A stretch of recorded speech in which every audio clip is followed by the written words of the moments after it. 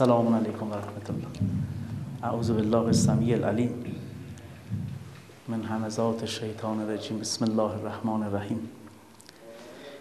دوش چه خورده ای بتا، راست بگو نهان مکن. چون خموشان بیگنه روی در آسمان مکن.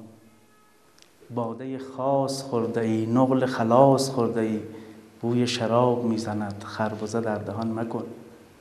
من همگی تو راستم، مست می وفاستم، با تو چو تیر راستم، تیر مرا کمان مکن. خب با سپاس و قدردانی از عزیزان بزرگواری که به انصاف زحمت میکشند و چنین مجامعی رو در شناخت بزرگان این مملکت تشکیل میدن. سپاس از شما که در این دورانی که همگان دل به جعبه جادویی جام جم خوش کردند، ساعاتی از وقت خود رو با این ترافیک های سنگین و این اوضاع صرف می کنید و در اینجا می نشینید تا به زبان و ادب شیوای این مملکت گوش فرا دهید. برای من البته به قول یزدی ها که منم میشم او عرق، گاه آب و عرق میشوم که در جمع فرهیختگان و عزیزان بزرگوارانی بخوام در خصوص شمس و مولانا سخن بگم. استاد اونقدر غور و بررسی در این کردن که هر چه بگویی میگن این چه بود. دقیقاً اگرچه من از یزد آمدم، شاید سخن من زیره‌ای باشد از کرمان یا زیره‌ای باشد به کرمان بردن یا باقلوا به یزد بردنه، اگرچه بی باقلوا هم در اینجا حاضریم. عرض بنده در خصوص یک شمس و این همه غوغا چند مطلب رو خدمت دوستان خواهم گفت. از نام و نشان و کنیه و این دائها صرف نظر خواهم کرد. مطلب هم زیاده، اما گویا من 20 دقیقه فرصت دارم یا نیم ساعت تا انشاءالله خداوند توفیق بده بتوانم که وقت عزیزان بزرگوار رو ضایع نکنم. خب بهاءالدین ولد یا سلطان ولد در مثنوی ولدی می آید و داستان موسی و خضر را به عنوان براءت استحلال بیان می کند. اما اون چند مطلب اصلی که خواهم گفت در خصوص شمس. واقعا این شمس همگان ماندن. یکی گفته هندی بود، یکی گفته زن بود، یکی گفته اصلا این آدم درستی نبود، یکی گفته که او قبرش در پاکستان، یکی میگوید در هندوستان، یکی میگوید در تبریز، یکی میگوید در قوی است. و واقعا و در خصوص ایشون زیباترین سخن جناب مولاناست که هر کسی از ظن خود شد یار من و از درون من نجست اسرار من. حتی در خصوص آغازین دیداری که داشتند، من در ارومیه همایش جناب شمس که برگزار شده بود تا خوی هم سفر داشتیم در اون پای مناره‌ای که آرامگاه شمس رو به آنجا نسبت میدهند. اونجا یک مقاله‌ای داشتم، شمس تبریزی مرید و مراد، که به حق اول شمس مرید بود، او علاقه داشت، با عشق میگردید همه جا و همین گردش ایشون باعث شده که کسی چون رسیه گووین یا راش گوفن اون بریتانیایی او رو یکی از هند به اصطلاح افراد هندی بداند. در خصوص این ملاقات که گفتند برگزار شد، بعضی گفتند اولین ملاقات جناب شمس و مولانا در شام بود، بعضی گفتند که نه، وقتی که ایشان رسید به قونیه در اونجا، چون جاهای مختلف ایشان دیدار میکرد، از شام برای دیدار بزرگی چون مولانا به قونیه میرود. دم مدرسه که میرسد یک باره قونیه جناب مولانا رو میبیند. خب این چند روایت شده. یکی میگوید سوال پرسید از مولانا که ببینم محمد صلی الله علیه و آله و سلم بزرگتر بود یا بایزید؟ مولانا گفت بایزید. گفت محمد. گفت چگونه بود که بایزید میگفت سبحانی ما اعظم شأنی، اما محمد میگفت الهی ما عرفناک حق معرفتک و ما عبدناک حق عبادتک. بعضی همینجا تمام کردن، گفتن این سوال کرد مولانا از استر فرو افتاد. بعضی گفتن مثل سپهسالار که نه، این وقتی که مولانا پاسخ داد گفت که محمد دریا بود و بایزید کوزه بود. با این جواب جناب شمس بیهوش شد، بر زمین افتاد. بعد ایشون رو میبرن داخل خانه و تا 3 روز مسائلی که بعد از آن آمده. و گاه اینطور هست عین الغزات همدانی، اون عارف وارسته سده از 5 و 6 492 تا 525 فکر میکنم در تمهید نخست است، میگوید که علی ابن عباس روایت می کند که شبی تا صبح نزد علی با بوطالب بودم، شرح باء بسم الله می کرد. چون صبح شد فرعیت نفسی کالجر عند البحر العظیم. چون صبح شد خودم رو مثل یک کوزه در برابر اون بحر عظیم دیدم. نمیتونم این در ذهن این بزرگان بوده یا نه، اما من مجبورم از همه اینها عبور کنم و تا اون که چون حدیث روی شمس الدین رسید، شمس 4م آسمان سر در کشید. علت شمس 4م آسمان که خورشید اگر ببینیم از روزها که 7 روز سه‌شنبه وسط است، از این سیارات هم که میبینید زحل و مشتری و مریخ، بعد میاد آفتاب یا شمس وسط قرار گرفته، بعد ناهید و بعد ناهید و تیر و قمر. خب این شمس 4م آسمان که حضرت عیسی علیه السلام هم گفتن در آسمان 4م هستن، این جایگاه خاص خود داره، ایشون هم به آسمان 4م اشاره میکنه. در نخستین اگر از آرامگاه شمس بیان کنیم که گفتن اخیراً مصاحبه‌ای که کرده بودند یکی از مسئولان در تبریز و گفته بودند قبر جناب شمس در تبریز هست و ما تمام اون کسانی که گفتند رد می‌کنیم در شهرها و کشورهای دیگر، نام نبرده به طور کلی گفتند و ایشان قبرش در تبریز یافت شده و ما پیگیری خواهیم کرد و معرفی خواهیم کرد. حالا اگر بیان ها رو بنده بیان میکنم، به هر صورت نقل قول هست، العهدة علی الراوی. عزیزان بزرگوار، در خوی به شکل های مختلف، حالا آنچه که در آمده در تایید اون سفرنامه ها، خاطرات، تذکره ها که آمده، اما از تاریخ نظم و نسق در ایران، کتاب مقالات شمس به تصحیح استاد جناب آقای دکتر موحد، مقاله آقای دکتر ریاحی هست در مجله کلک، کتاب تاریخ نهضت‌های فکری ایرانیان، کتاب مجمل فصیحی، زندگی و آثار مولانا از جناب استاد مرحوم فروزانفر، منشآت السلاطین هست، کتاب شکوه شمس پروفسور مرحوم آنه ماری شیمل و نظیر اینها که و کتاب شمس تبریزی که در جناب بهروز نصیری نوشتن. اینها غالبا گفتن قبر ایشان در خوی هست و مستنداتی هم ارائه کردن، البته در زلزله‌ای که آمده بوده حدود سال 1222 و سیلی که 120 سال پیش تقریبا میاد، گفتن که اطراف اون رو خراب کرده، ولی اونجا 3 مناره بوده، 2 تا خراب کرده و یکی باقی مانده.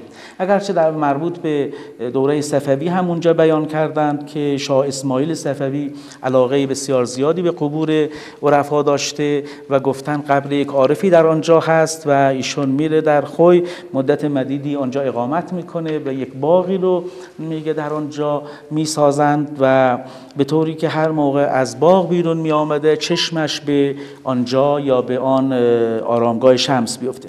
قدیمی ترهای خوی هم گفتند که روزگاری می آمدند از ترکیه و در اینجا سما می کردند و به هر حال مدتی می ماندند و به سیر آفاق و انفس می پرداختند. این آوردند. اما مرحوم تربیت در دانشمندان آذربایجان از شخصی به نام شمس الدین الخویی یا شمس الدین الخویی نام میبرند و تقریبا یک نوع تشکیکی ایجاد میکنند. حالا اگرچه به هر صورت همه اینها روایت است.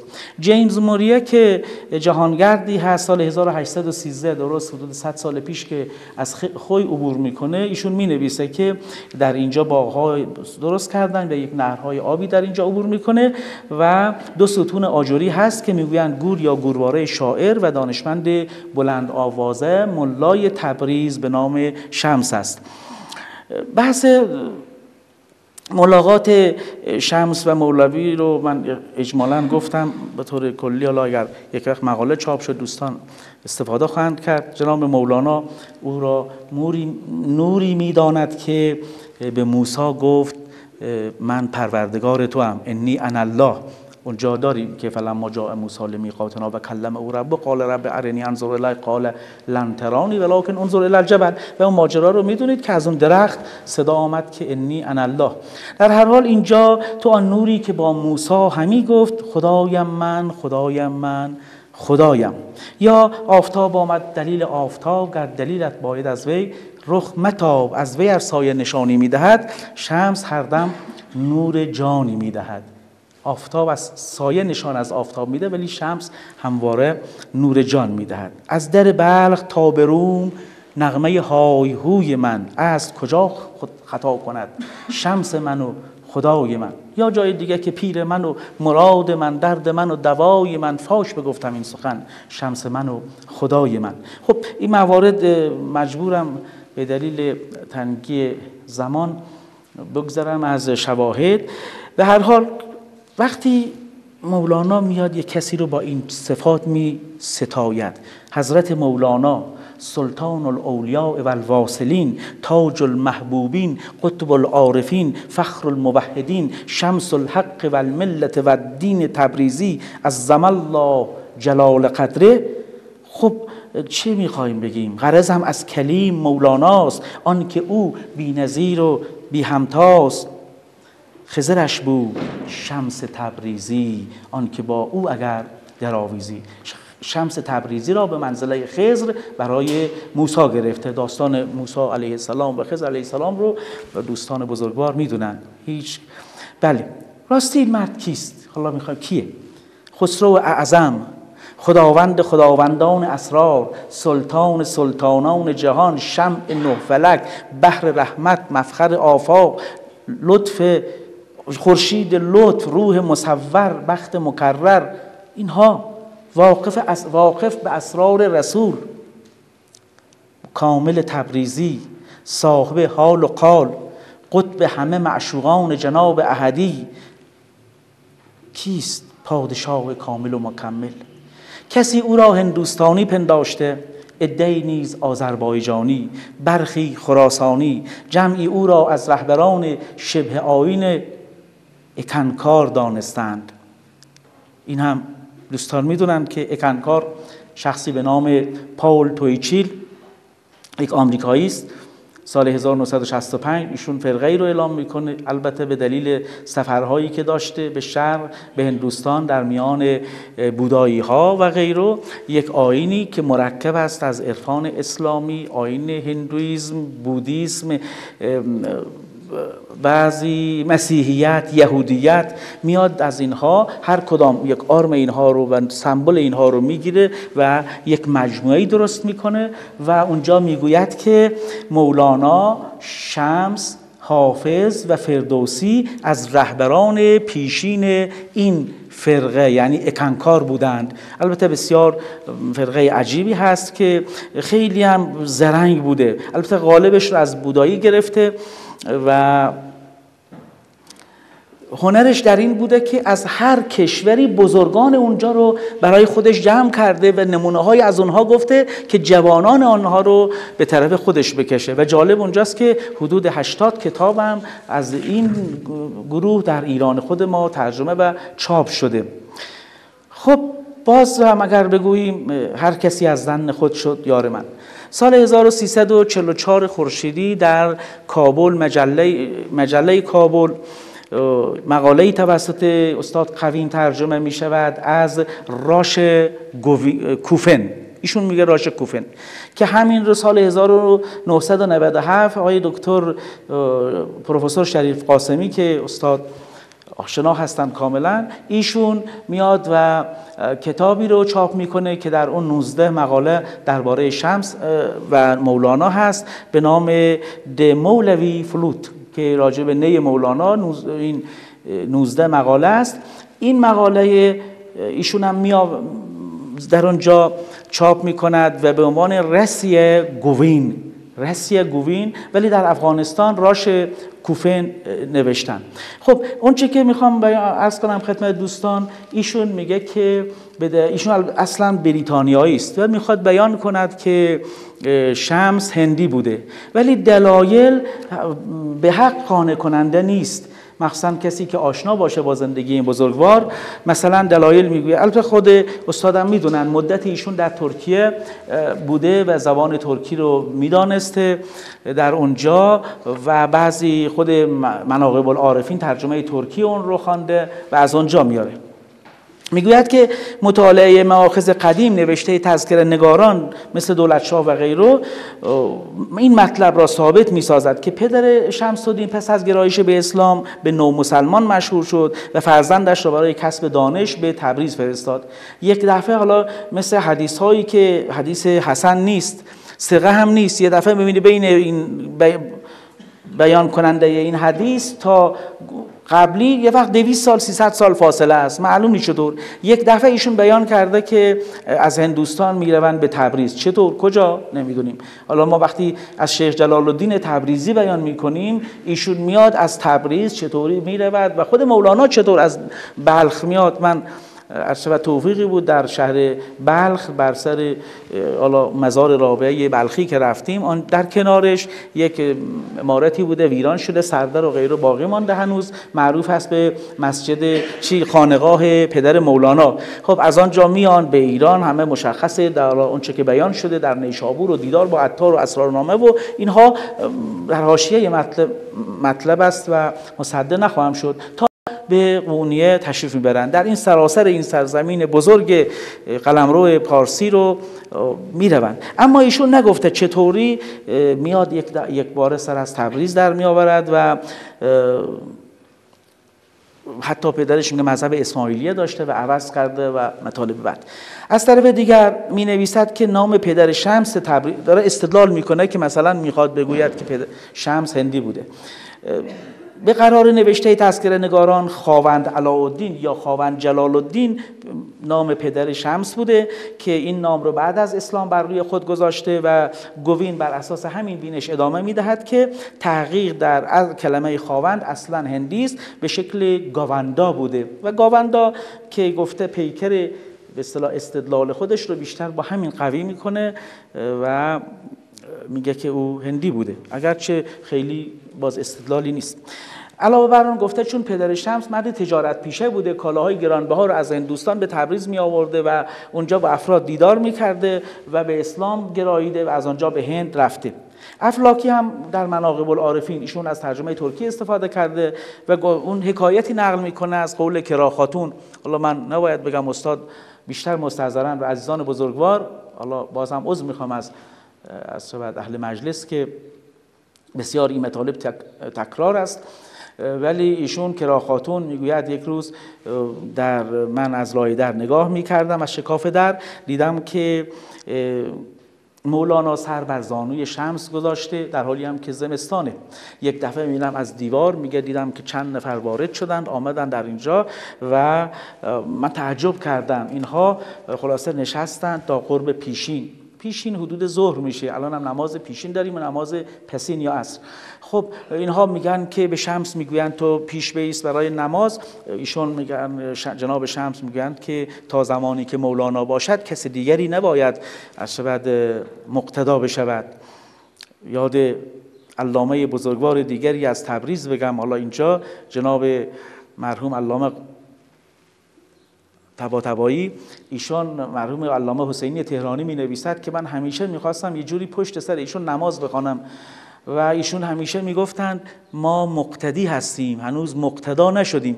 میگه یه وقت در دماوند بودیم، من صبر کردم نزدیک عصر بشه، بالاخره جناب علامه بایستن نماز و من پشت سرشون نماز بخونم. معطل کردن، دیدن وقت تنگ شده.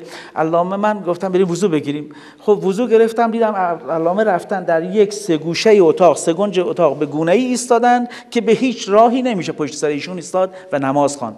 خب اینجا میگویند فقط جناب مولانا میتوانند مقتدا بشوند و ما مقتدی هستیم. خب ایشون امام میشوند و یک باره میگه اینها رفتن، کرا خاتون تعریف، من بیهوش شدم. میگه بعدی مدتی شد دیدم که از بعد جناب مولانا آمدن و این دسته گلی که آوردن به من دادن. میگه از این گلها رو تعجب کردم، فرستادم به بازار. در بازار چند گل فروش نگاه کردن، گفتن ما نمیشناسیم و این وقت سال این کجا بوده این گل. و یک نفر بوده که تجارت میکرده اونجا، به هند میرفته میآمده. میروند اونجا سوال میکنن، میگوید که این گل از سرندیب است، اصلا در اینجا وجود نداره، این گل خاص آنجاست، کجا آمده؟ باید ببینیم به اینجا کی آورده، به چگونه. کنیزه کرا خاتون گل رو میآورد خانه، وقتی میاد بیش تعجب کرا خاتون بیشتر میشود و همان لحظه جناب مولانا میرسد و میگوید که این راز رو با هیچ کس نگو و همواره با خودت بدار. و این رو نگه می‌داشتن، هرگاه که چشم دردی برمیخواست اون رو به اون چشم می‌مالیدن، بهبود می‌یافت و مدت‌ها میگوید که اصل و رنگ و بوی آن تغییر نکرد. این رو به هر حال در حاشیه همون مقاله گوفن از مناقب العارفین نقل کردن. خب باز مطالبی باز این جناب رسی گوین میگوید که به همه اینها میرسیم که آن زندگی باهمی و همراهی که مولانا و شمس داشتند نظیر آن است که اقطاب هندی داشتند.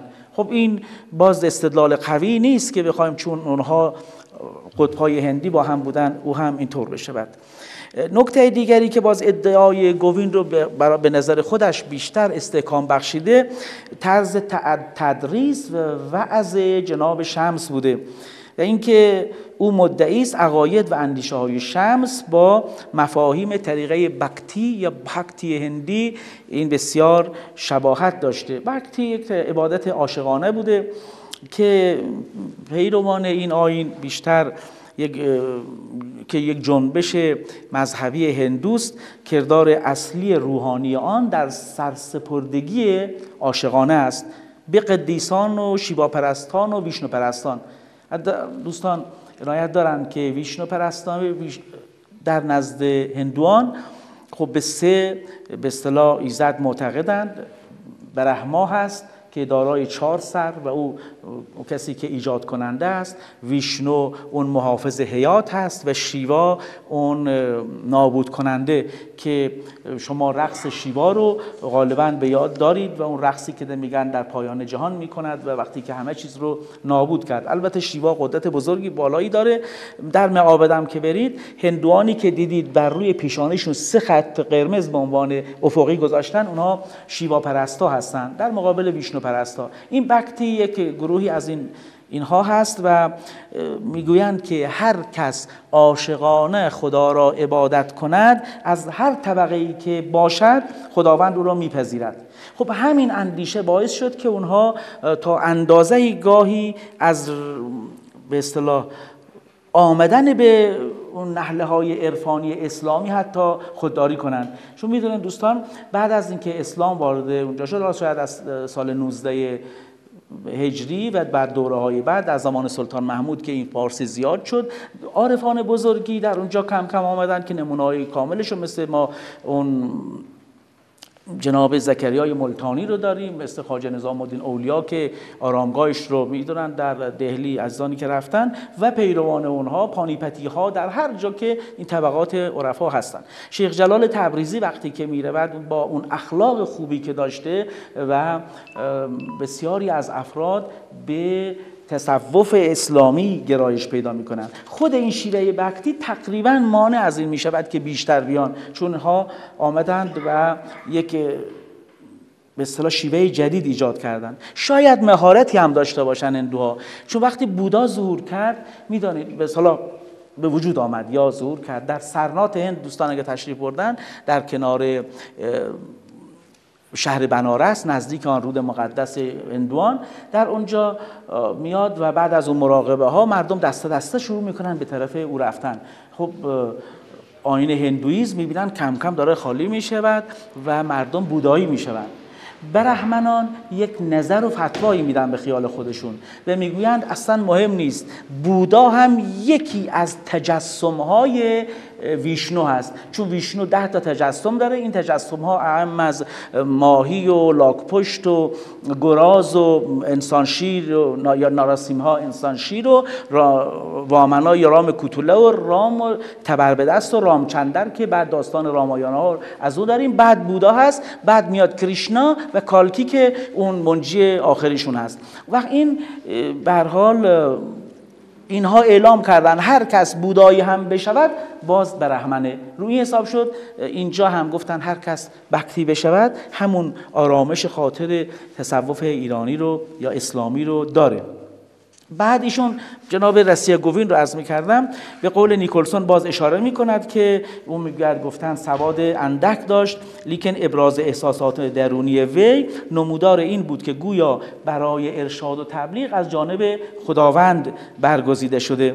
خب آنان که به گفتارش گوش می‌دادند بیدرنگ در حلقه ارادتمندانش داخل می‌شدند.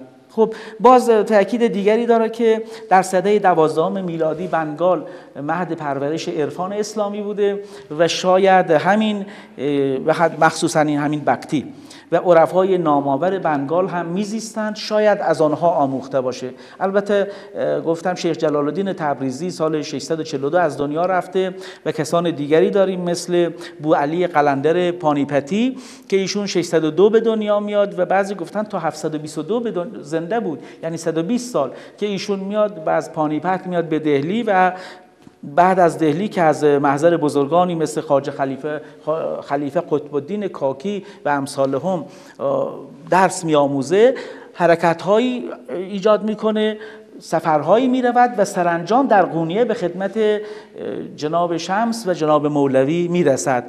خب شاید اینجا گفته که بله پس آموزه هایی از این هم داشته باشند. باز بحثایی داره از ایراد میگیره به نیکلسون، من چون فرصت کمه عبور کنم از اینجا. نکته دیگری که این جناب گوین اشاره میکنه مغایرت سماع مولوی با دیگران هست. ما اونچه که میدانیم سماع هست که عربی هست، ایشون میگه سماع هست، سماع بدون عین و احتمالاً این از کلمه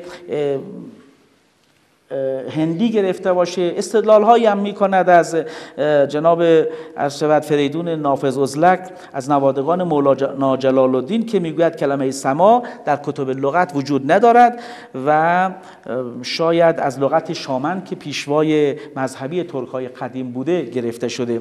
و باز بر اساس نظریه رفیق احمد سفنگیل یا به قول افغان ها که اونجا ترجمه سیفنجل یا سیفنجل گفته، اون هم در مراسم ترکمانان، مراسم مذهبیشون همراه با رقص و موسیقی بوده. این سما از آنجا گرفته شده که بر همین اساس بحث دیگری که میاد سما رو، همین سما میگوید در آیین هندویسم میدونید همین پیروان شیوا و ویشنو رقصی دارن که نمونه ای از عبادت هاشونه. مثلا شما الان نمیدونم حتما پیدایی هست یا نیست که مرتب دیدید در دایره یک حلقه‌ای که نشان جهان هست و شعله‌های آتش که گویا زبانه کشیده و در اونجا همواره این ویشنو در حال رقص، غالبا با 4 دست داره، 2 دست رو به بالا و 2 دست رو به پایین به شکل‌های مختلف و این نوعی از عبادت آنهاست که ایشون میگه حتی رقص لورد شیوا به عنوان گاد میگن به بلندترین شکل یوگا هست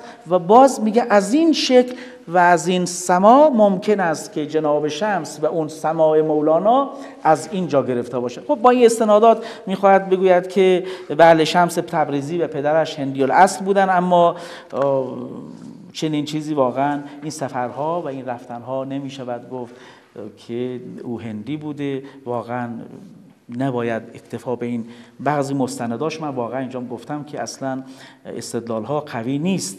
حتی بحث ملاقات کردن اینها دیگه فرصت من اونقدر ندارم. عرض شود با توجه پاسخ هایی که بین این دو بزرگوار می شود که مولانا خطاب میگوید ای شمس تو زیبا و باعث افتخار جهانی، هیچ پادشاهی نیست که قلب و روحش به بزرگی تو گواهی ندهد. باز اینجا مطالبی رو بیان داشته که میگوید خب اینها هم از هندوان گرفته، اما اینطور نیست. بحث رفتن جناب شمس دوباره بازگشتن، دوباره رفتن و اینکه جناب مولا میاد به استقبالش و دیگر هم شهریان باز آمدان مهی که ندیدش فلک به خواب آورد آتشی که نمیرد به هیچ آب. و من باز این شواهد رو میگذارم. مطلبی که باز گوین مدعی شده بعد از آمدن شمس به قونیه، مولانا بیشتر اوقات خود را به شنیدن موسیقی و برپا کردن سما بدون عین میگذرانید و این عمل بدان حد از وی به ظهور میپیوست که گاهی عوض کردن لباس را فراموش میکرد. مردم قونیه روی هم رفته از این وضع انتقاد میکردند و دایه مخالفت شمس رو در دل پروراندند که این باز یک مطالبی در اینجا بیان کرده. گوین در ادامه از شواهد چنین نقل می کند: چیزی که ما را بیشتر متعجب می سازد این است که سلطان ولد و سپهسالار در باب شهادت شمس تبریزی اشاره‌ای ننمودند، اما عبدالباقی گلپنارلی معتقد است که شهادت این بزرگوار مرد مدتی از مولانا مخفی بود و بدان سبب شایعات مرگ شمس را باور نمی کرد. چند سال بعد از سفر شام صلاح الدین زرکوب مولانا جلال الدین را از شهادت شمس تبریزی مطلع ساخت. چون صلاح الدین زرکوب در نزد مولانا مرتبه نیکو داشت، لذا با شنیدن خبر مرگ شمس تبریزی از زبان وی متیقن شد که شمس دنیا را بدرود گفته است. آنگاه در اشعار خویش ضمن مراثی رقتبار مرگ شمس را ضایعه‌ای اسف انگیز می‌خواند. خب اجازه بدید من این قسمت رو رها کنم. یکی شمس را این جهانی می‌داند با ضعف‌های انسانی که خانم سعیده قدس کتابی می‌نویسند به نام کیمیا خاتون و در اون کتاب هست که به بعد دیگری از زندگیش می‌پردازند و یک بحثی مطرح می‌کنن، حالا شاید نظام حقوق زن باشه یا می‌دونم حقوق بشری، و در اونجا که می‌گویند کیمیا خاتون که در دختر محمدشاه یعنی دختر همسر جناب مولانا بود از شوهر قبل، میگویند که این خیلی جوان بود، با وجود اختلاف سنی بسیار بالا این با او ازدواج کرد و ایشون میگه حتی خب اذیت و آزار داد ایشان رو و ایشان فوت کرد، اگرچه بعضی جاها گفتن ایشون حاضر به ازدواج نبود و هرگز هم گفت من زن نمیخوام و من یک کسی دوست میدارم و آن خداست. موارد متعددی در این خصوص عزیزان خودشون مطالعه فرمان، چون وقت نیست، که چند نکته در این باره گفته شده که هم نمیخواست ازدواج کنه، همین که آنچنان نبوده، بعد هم بعد از فوت کیمیا خاتون خود ایشون هم چندان دوام نیاورد و فوت کرد. یک کسی، حالا جناب جامی نمیدونم چه مطلبی هست که در نفحات و انس مطالبی رو نسبت به جناب مولانا می نویسند، از جمله این که خب اینجا دوربین هام هست من نخوام بیان کنم، ولی نکته ایست، میگوید که من نازنین شاهدی زیبارو میخواهم، میگوید مولانا از شود که همسرش را آورد، گفت شاهد پسری میخواهم، نازنین پسری، مولانا پسرش را آورد، گفت قدری شراب میخواهم، مولانا رفت و از کوی جهودان شراب تهیه کرد و بعد دوش گذاشت آورد. خب من نمیدونم، البته هدف ایشون میخواد بگه یک مرید برای پیر هر خدمتی خواهد کرد و دریغ نخواهد کرد، ولی تا این اندازه بعید به نظر میرسد استاد بزرگوار. عذر میخوام مطالب میگم، این واقعیت اینه که بعید به نظر میرسه چنین مطالبی رو چرا جناب جامی در نفحات آوردند. خب یکی از معاصران ایشون رو از دایره اصلا رجولیت کنار زدند و گفتند که شمس اصلا زن بود و مرد نبود و خب شوخ طبعی هایی که دارن، نوشته های لطیفی که دارن و بیشتر اون رو در جایگاه یک پرده‌نشین زن در جامعه که ملبس به لباس مردانه بوده نام بردن. خب هر کسی از زن خود شده یار من، ایشان هم به این صورت و میگویند و یه چنین تشکیکی رو ایجاد میکنن. حالا و اوصافی که مولانا از نگاه شمس داره ما از اینجا عبور میکنیم، اوصافی که شمس در خصوص جناب مولانا دارد و اینکه گفتند جای خود داره و حتما دوستانی که دارن مطالعات کامل در این باب کردند. و غلغله افتاد اندر شهر چه بلکه در زمانه و درک، این چنین قطب و مفتی اسلام کوست اندر دو کون شیخ و امام، شورها می کند چو شیدا او، گاه پنهان و پنهان و گه هویدا او، خلق از وی ز شرع و دین گشتند، همگان عشق را رهین گشتند، حافظان جمله شعرخوان شدند، به سوی مطربان دوان شدند و ادامه.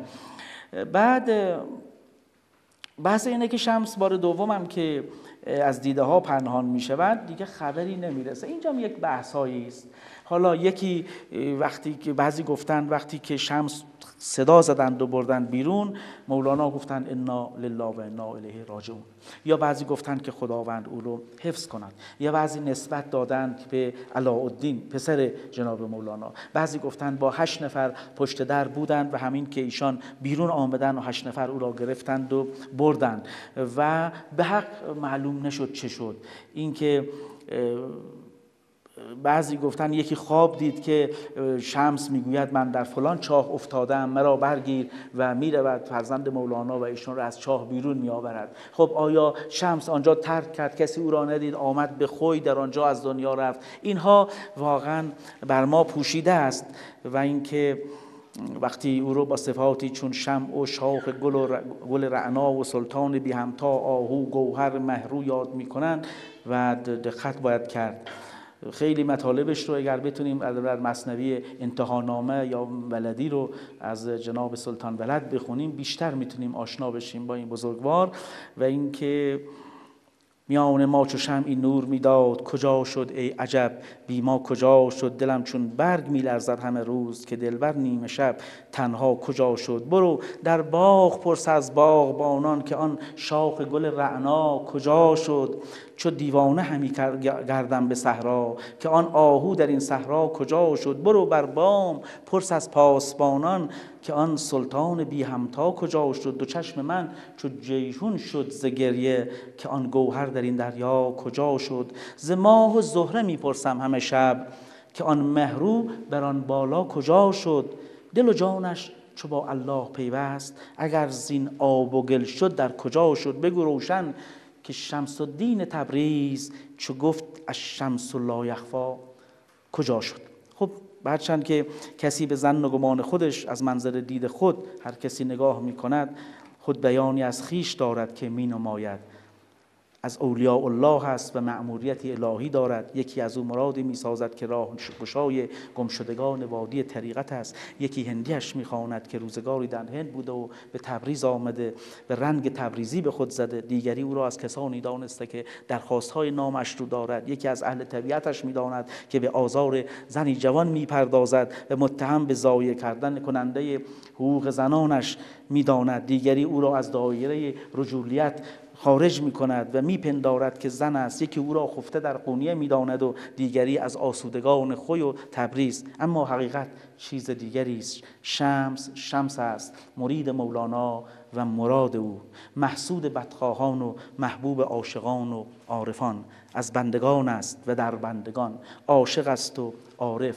اگرچه مولانا و شمس حکایت‌های مختلفی را از هندیان و هندوان نقل کردند، اما گمان به هندی بودن شمس نمی شود و بیش از این نمی توان در وصف او گفت که شمس تبریز تو را عشق شناسد نه خرد. و السلام علیکم و رحمت الله.